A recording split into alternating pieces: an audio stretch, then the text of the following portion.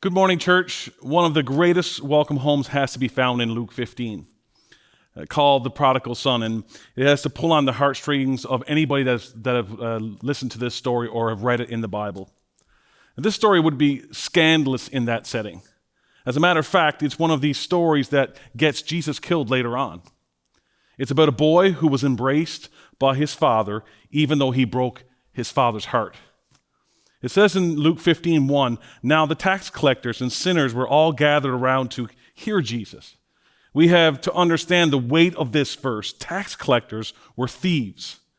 Rome ruled the land, and they would hire tax collectors to collect money, and they would get their portion, and the tax collectors would add on their portion to take from other people. And then it says, Luke 15:2, but the Pharisees and the teachers of the law muttered, this man welcomes sinners and eats with them. So this is the other group in the audience, not just tax collectors, but religious leaders. In order to be one of them, you would have to memorize the first 5 books of the Old Testament, the Torah. They had rules that had to be followed. And this is the setting in which the people who were far from God, in the eyes of almost everyone, found this gravitational pull to this man, Jesus. So they were sitting around him, listening to the words of hope that came out of his mouth.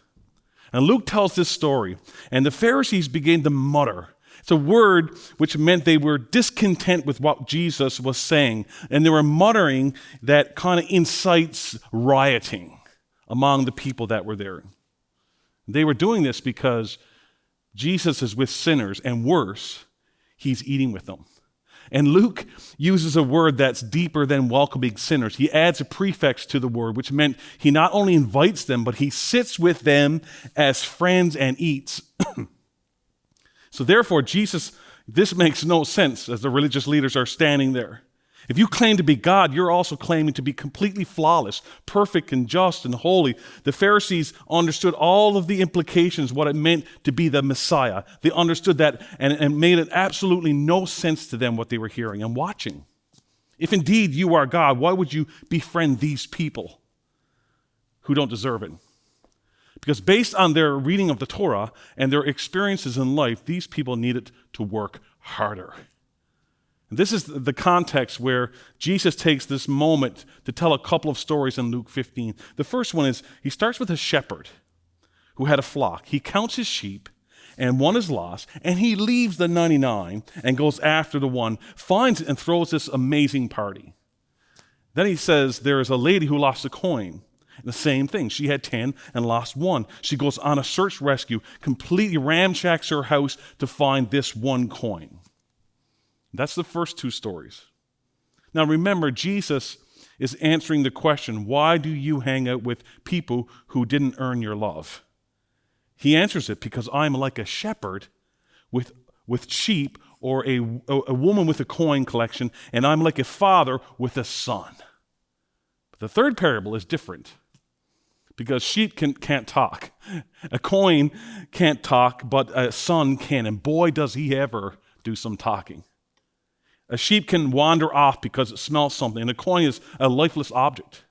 But the son has no one else to blame but himself. And with this picture painted, we read in verse 11, there was a man who had 2 sons. The younger one said to his father, Father, give me my share of the estate. So he divided his property between them. The father loved his boys. This is a story about the father as well, and the village that watched the father raise his son. And now the youngest son wants his share. It says not long after that, the younger son got together all he had. And see the history behind this. This family had servants and cattle, and it's going to take the father some time to get his son's share all together. And while that is happening, the whole town knows what's going on. It happens in a small town. If you're from a small town, you know that information and news travels fast, sometimes a little too fast. And when a son does this, the town knows, and there is a Jewish custom that we will come back to in a moment, of if a Jewish boy takes his inheritance and loses it among the Gentiles. So the Gentiles end up with all the resources that had been a part of Israel. And then that boy dares to try to come back home. There was actually a ceremony invoked to indicate to that child, he is cut off from his family and his village. So for several days, Dad hopes the son will come to his senses as he's liquidating his assets. But the day cannot come fast enough for the son. And when the inheritance is ready, he takes it, he walks through the gate, he shakes the dust off his feet, and he never looks back again. It says he set off for a distant country, and there squandered his wealth in wild living. Verse 13. Everything looks good. That looks shiny and bright and self-indulgent and desirable and pleasurable and satisfying. All of that is his until the money runs out, as it always does. And it says in verse 14, after he had spent everything, there was a severe famine in the whole country, and he began to be in need. So he went and hired himself out to a citizen of that country who sent him to his fields to feed pigs. He longed to fill his stomach with the pods that the pigs were eating, but no one gave him anything. Now let's remember the crowd who's listening to this story.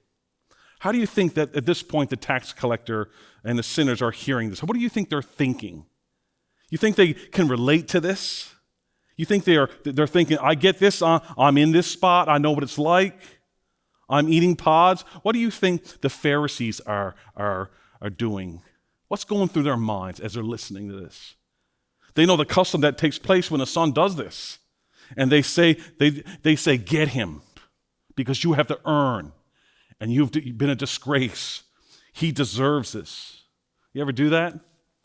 While the pastor is preaching and you're sitting there and you are so glad so-and-so is listening in the audience because they need to hear this. And here's what we need to know. The father could have said no. But the Father in his grace lets him tire himself out, and our Heavenly Father will often do that when we get in a direction we shouldn't. He just says, then run. And the lie is that most people buy into this. What you need to be happy is more, in order to be happy, you need more things, more of what you already have, that this thing will make you worthy. So the Father says, run. Now watch this. The son is wallowing in his own desires, this overwhelming sense of unworthiness. He realizes that worthiness isn't made up of more of what he had. And it says in verses 17 to 19, when he came to his senses, he said, how many of my father's hired servants have food to spare? And here I am starving to death. I will set out and go back to my father and say to him, Father, I have sinned against heaven and you. I'm no longer worthy to be called your son. See, he knew the custom. What happens here? So he says, make me like one of your hired servants. Now, if you're a tax collector and a sinner's listening to this, you're listening to this story and you're thinking, how is this person going to repay for clear rebellion against his father? What does payback look like? Am I now a servant? You see, the Jewish custom there at the time, the Jewish leaders know of this custom and what happens to a son when he does this. And this is why the son is almost at the brink of death before he even thinks about coming home. When a Jewish boy squanders all of his wealth among the Gentiles and he dares try to come home, the entire town would gather upon his return, and as a symbol of how destructive he has been, how he broke his father's heart and broke his relationship with the community, broken family, broken father, they would all gather together, all in one together, and when he would enter the town, they would take a pot as a symbol of his life and they would break it at his feet. There's shattered pottery everywhere. And what that meant was, this is the brokenness you have caused us. You may know this story. I may have told you it before, but it's so powerful, it can't be forgotten in the middle of this story. This is the brokenness you have caused to us. You have broken trust, and worse, you broke your father's heart. How's that for a welcome home?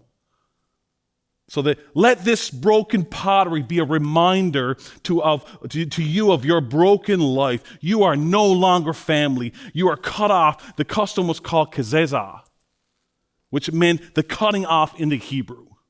You are done because of what you did. Now you're cut off. So can you imagine the entire village gathering there with pieces of pottery, and the sound of it come crashing down, reminding this boy of the brokenness that he has caused. And the boy knows what is coming, but it says he got up and he went to his father. Now the tax collectors and sinners are hearing this, and they're all asking the same question. How does a person repay for clear rebellion against his father? And the Pharisees will say, whatever you do, the punishment better be adequate for the deliberate disobedience. It's kazaza. He deserves this punishment. You should be cut off. And the Pharisees are looking for a harsh punishment. And Jesus is telling them that this son was practicing his speech. I want to come back. I obviously can't be your son anymore, but maybe, Dad, I can be one of your servants. Because he knew he would be cut off as being the son. And here's where you need to be careful, because this is where the sense of unworthiness grows. On the road from our behavior and back to the Father, this is where we think we don't measure up. We could never live up, so we create our speech and it sounds like the son. I could never be your child again, so loving me like your child is out, but can you maybe like me as your servant? Because I know I owe you so much because of what I've done. I've shamed you, and I'm cut off from the family. Wow. The sinners and even the prostitutes and those that are in the crowd are looking and thinking, what will it cost me to be reconciled back to God? Not just the religious leaders. The religious leaders are saying, stick to the customs of the law, but the sinner there is like, what do I have to do? Watch this scandalous turn of events as Jesus is teaching this story in front of the crowd. It says in verse 20, so he got up and went to his father, and he knows what's coming, and he makes his little speech. He sees the village. He braces himself. Even this is better than dying, he's thinking to himself. He is aware that their customs supersede the law of the Father. But there's one thing he didn't count on. At the gate in his home stands an old, heartbroken man. He's looking over the horizon, this old man, as he does every day, hoping against hope. And on this day, he sees way far off a familiar walk. Someone's walk is a real distinct thing. My kids tell me that all the time. I can tell when you're walking into the house, Dad. It's the way you walk. If your family, you know someone's walk is just distinct. You know them. This old man saw the boy take his very first step when he was a child. He knows that walk. He knows that boy. And Jesus says, but while he was still a long way off, his father saw him and was filled with compassion for him. He ran to his son, threw his arms around him, and kissed him. Now this kind of threw the listeners off, because fathers, patriarchs of the family, don't run. They're dressed in just this proper clothing. They're very, very, very calm. They're the patriarch of the family, maybe a servant, maybe a boy or a child, but not the father. But Luke uses a technical term that means the dad actually sprinted. Why? Because he can't stop thinking about this broken boy. If the people in the village get to him first, it will mean he is cut off. It will mean the shame and hurt and humiliation, and that will crush him. What is that for a welcome home? That's not a welcome home. And I might lose him, the father thinks, forever. I can't let that happen. I must get to him before anyone else does. That father picks up his robes and he starts running. People listening to Jesus' story, that father filled with compassion takes on the humiliation that should have fallen on this prodigal boy, and he lets it fall on himself. It says in verse 21, the son said to him, Father, I have sinned against heaven and against you. I am no longer worthy to be called your son. But the father said to his servants, quick, didn't even listen to the boy, heard him, but his compassion superseded this custom. He said, quick, bring the best robe, put it on him, put a ring on his finger and sandals on his feet. Bring the fatted calf and kill it. Let's have a feast and celebrate. For this son of mine was dead and is now alive again. He was lost and is found. So they began to celebrate. celebrate. Now that's a welcome home. All the twists and the turns of this remarkable story, this is the one that was unexpected to the listeners. This father does what no father would do. This father runs because that father never stopped loving that boy. No matter how far that boy went from home, the boy never stopped needing his father, no matter how far he ran away. See, this is not the parable of the prodigal son. This is not just the parable of the resentful older brother. This is the parable of the running father. Give me your money, takes the father's money, squanders the father's money, belittles the father's name, comes to his senses in a pig pen, and is slinking back home to try to become a servant. And you notice that the father's so compassionate and gracious that he doesn't even acknowledge his speech. He didn't try to correct him. Just let me be one of your hired servants. I won't have it. Robe, ring, steak, music. Welcome home. You see, that is the scandal of grace. He does not allow restitution. The father takes the weight of the offense on himself. He handles the offense. He doesn't allow the son to carry the offense. You are my son. Ring, which meant authority. You are in this family. You're not cut off. You are my son, and I will take the pain. And here's my clean robe, and we are going to celebrate. And God is so filled with compassion for us. Whatever distant country you have been in, that when you take one step toward him, he picks up his robe, he bears his legs, he humiliates himself, he comes sprinting to you. You see, this is what God was doing in Jesus. And when was the last time you read Galatians, where the Apostle Paul, when he was Saul on the road to Damascus to be imprisoned to murder and wreak havoc on the church, it says in Galatians 1:15, but when God, who set me apart from my mother's womb and called me by his grace, there it is, was pleased to reveal his son to me, that I might preach him among the Gentiles. And God delights in saving and rescuing. And the kind of grace shows up in father stopping the boy in the middle of the speech. And the boy is trying to earn his way back into the family. And the father shuts him up and throws his arms around him, kisses him. Bring me the best robe. Bring me a ring and fine shoes. Kill the fatted calf. There will be music. There will be dancing. There will be no kazaza. There will be none of this.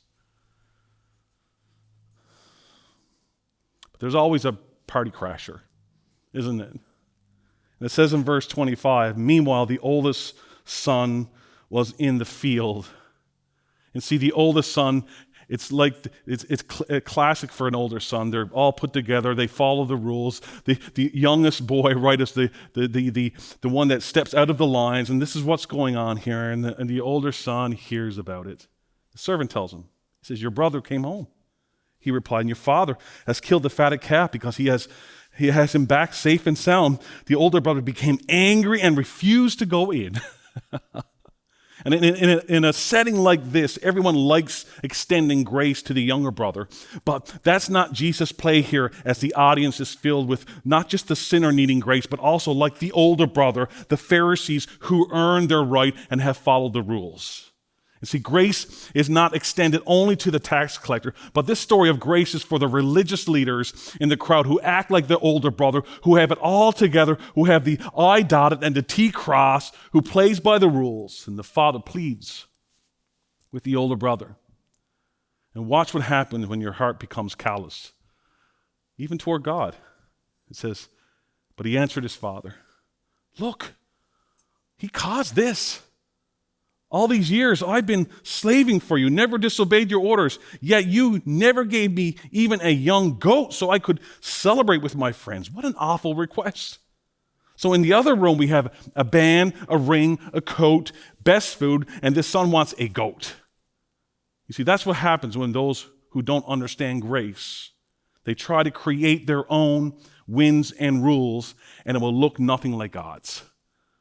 Watch again the father's grace, even to the older brother. Verse 30. But when this son of yours, who has squandered your property with prostitutes, come home, you kill the fatted calf for him. My son. Verse 31. The father said, you are always with me, and everything I have is yours. This is not about getting possessions. You have your share. My son is no longer cut off, he says, but we had to celebrate and be glad because this brother of yours was dead. He was about to be cut off from the family, but he's alive again.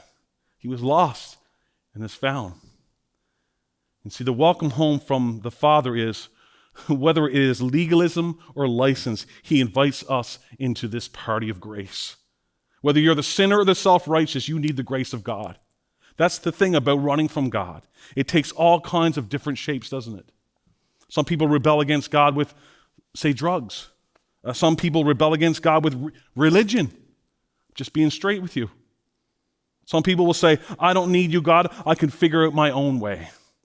They disappear out of the Father's sight with their inheritance and try to find something in the world that only God can satisfy. The self-righteous person will say, I don't need you. I can make it on my own. But it's those who don't understand grace that run from God to clean themselves up. You hear that? It's those who don't understand grace that run from God, the Father, to clean themselves up. So Jesus tells this story, and then he says, now you start with the Father, and then think of one 100 times better, 1,000 times wiser, 1,000,000 times more loving. Then you start to get some tiny little echo of what a good God he is and how much he loves you. That's the Father who says, welcome home. And to be honest, this is as simple a message as I know how to make it today.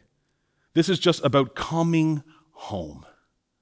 Maybe you've been in a distant country and made really poor choices. Welcome home. Maybe you are kind of like the older brother, and on the other side, things look okay, but the truth is in your heart, there's anger and pride and coldness toward God. You can come home.